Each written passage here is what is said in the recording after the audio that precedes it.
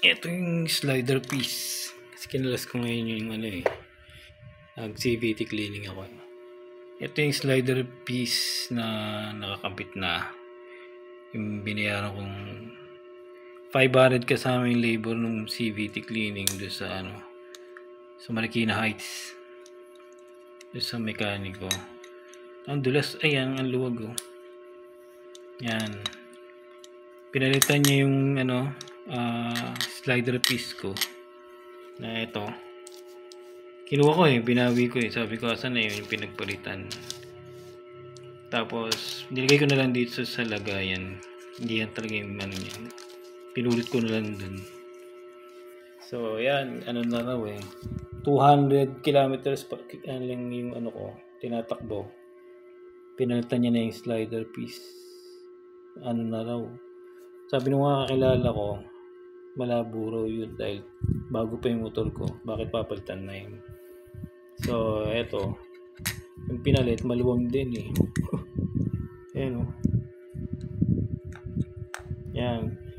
So, kaya ako naman kinuha to dahil original to Baka naman magamit pa.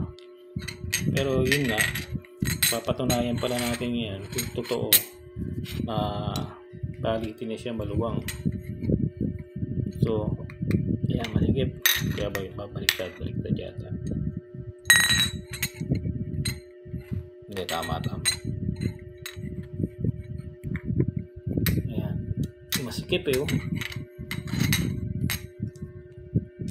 Isa. Pare-pareho naman siguro ito kahit saan, ayan, masikip. Kahit sa ko ilagay, kahit magkapalit yung dalawa na ito So, yan. Ito na lang, baka ito yung maluwang. Masikip pa rin So yun, na-scam ako nung mekaniko dyan sa Marikina Heights. Shoutout sa inyo. Shoutout doon sa mekaniko na gumawa. Okay na mabait ka na pero hindi ko lang alam kasi siguro meron kang kita dun sa Kasi may tindahan yun yung shop na yun. So binili ko to, mukhang peki pa yung binenta sa akin. So yun, ingat tayo sa mga mekaniko kaya yun, aral sa akin yun. Kaya yan, ako na lang gumagawa. CVT cleaning, tapos ako na yung nag-repack nung tinidor ko. Ako na yung nag-change oil. So yun, kasalanan nyo rin mga mekaniko kaya nawawala ng tiwala sa inyo yung mga mga tao. So dapat matuto na lang din tayo mag-DIY kasi ayun, biglang tinotopak yung mga mekaniko Bait nung una pero nung uli natukso. Anyway, maliit lang yun, 500 yung binayaran ko.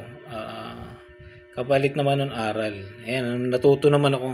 Ayan, ako yung ngayon CVT cleaning. Ayan, nagkalas ako nung sa clutch. Kaso nung pagod na ako Babalik ko na yung maya-maya, pahinga lang. So, napilitan akong matuto kumpuni ng mag-isa ng Honda Click. Dahil dun sa mga ayos pa pala to. So, kaya pala ako may dragging na dahil maluwang yung binenta na yung peki na slider piece. So dyan sa yun, Marikina Heights. Ingat kayo sa mga mekanikong basta-basta. May kilala naman kayo magaling na mekaniko, huwag na kayo lumipat, doon na kayo. Okay, mag-aral kayo na ayusin yung motor nyo mag-isa.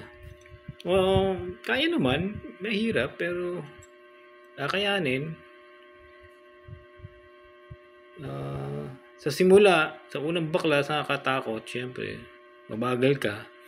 Pero sa pangalawa, sigurado mabilis na yan. Gusto ko na ikabit. Tapos, kakalasing uli bukas para tingnan ko kung kabisado ko na talaga. At saka mas smooth na magkabit-tanggal. So, ayun. Salamat sa panonood. Ingat tayo palagi. Bye!